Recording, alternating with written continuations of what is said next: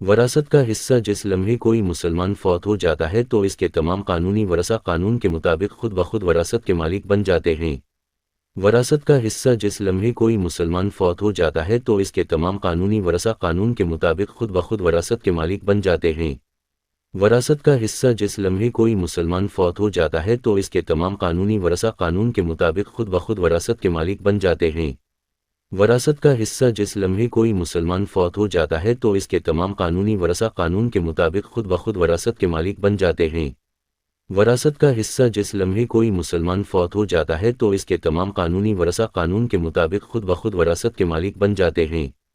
وراثت کا حصہ جس لمحے کوئی مسلمان فوت ہو جاتا ہے تو اس کے تمام قانونی ورثہ قانون کے مطابق خود بخود وراثت کے مالک بن جاتے ہیں۔